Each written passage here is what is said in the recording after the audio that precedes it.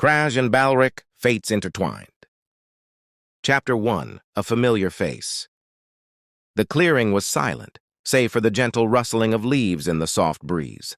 Balric paused, his furbolg eyes scanning the overgrown ruins of his once thriving village. The scent of earth, herbs, and faintly sweet blossoms filled the air, stirring memories long buried.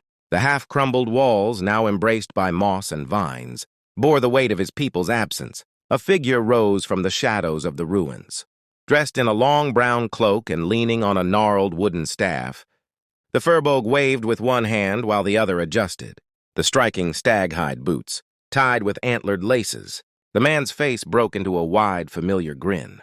"It is so good to see you, Balric," he called, his accent a lilting echo of Balric's own. "Uncle Sophus," Balric murmured, his somber expression softening for a moment.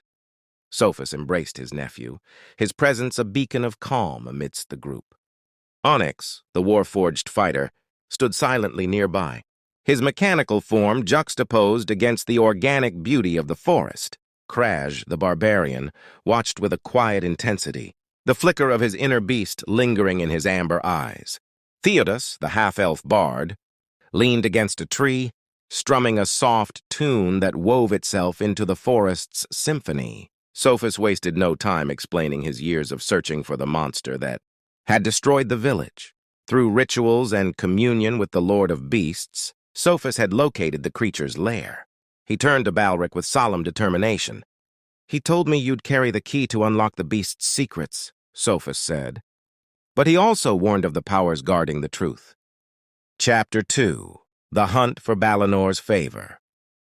Before embarking, Sophus insisted they honor the Lord of Beasts with a hunt. A great white stag had been spotted nearby, and its capture would serve as both tribute and provision. The group tracked the stag through dense thickets, relying on Balric's attunement to the forest and Theodos's keen eyes. The hunt culminated in a brief but intense confrontation. Krasj's feral roars startled the other animals, while Onyx struck with precise efficiency. Theodos's arrows flew true, and Balric delivered the final respectful blow. Kneeling beside the stag, Sophus murmured prayers. He carved the creature's heart, offering each of them a piece to consume. As they did, an energy surged through them, a blessing of swiftness, clarity, and protection. Chapter 3, The Path to Darkness. The journey to the lair stretched over 3 days, each marked by strange encounters. They discovered an ancient ruin where a fungal growth, resembling a human figure, clung to a sword's hilt. Krasj, tempted by the gleaming blade, narrowly avoided being infected by spore fever thanks to Onyx's intervention. Later, a traveling merchant offered peculiar wares, including enchanted items like a dervish robe and a turban of endless cloth. Despite the allure, the group moved on, wary of distractions. On the 3rd day, a clearing reeking of dung revealed a swarm of flies and a voice calling for help. The source? A man buried under dinosaur excrement. The rescue turned chaotic as 2 Tyrannosaurus attacked. The battle was brutal, with Krasj's rage barely contained, but the group prevailed, their bond as companions solidifying. Chapter 4, The Labyrinth of Madness. The lair was, as Sophus described, a partially collapsed cavern overrun by vines. Inside, the remnants of an old laboratory told a dark tale. The corridors bristled with traps, arcane glyphs, and mechanical horrors. In the final chamber, they found a massive glass tank filled with green liquid. Inside, a human floated, suspended in unnatural stasis. As the group investigated, Krasj froze. His breath quickened, his hands clawing at the air. A flood of memories overtook him. The face of a young furbolg girl, the massacre of a village, and the relentless rage that had consumed him. His body began to change. Claws extended, eyes glowed, and a jagged tail sprouted from his back.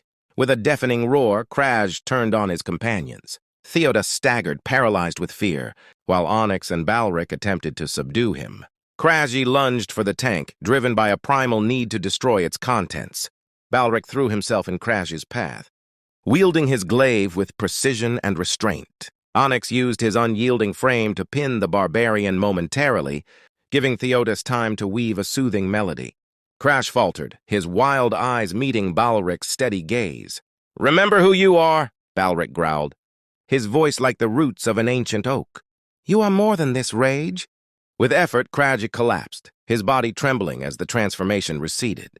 Exhaustion overtook him, and the group stood in tense silence. Aftermath.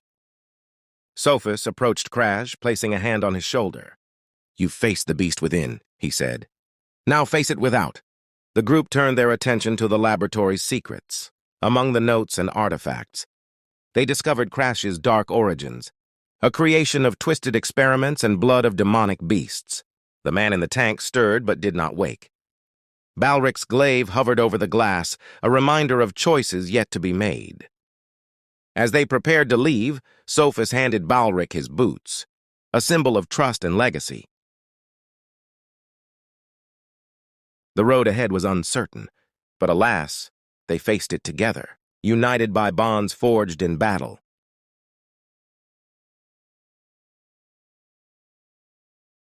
Thank you so much for listening. If you enjoyed this video, please like and subscribe. Check out my channel for more stories.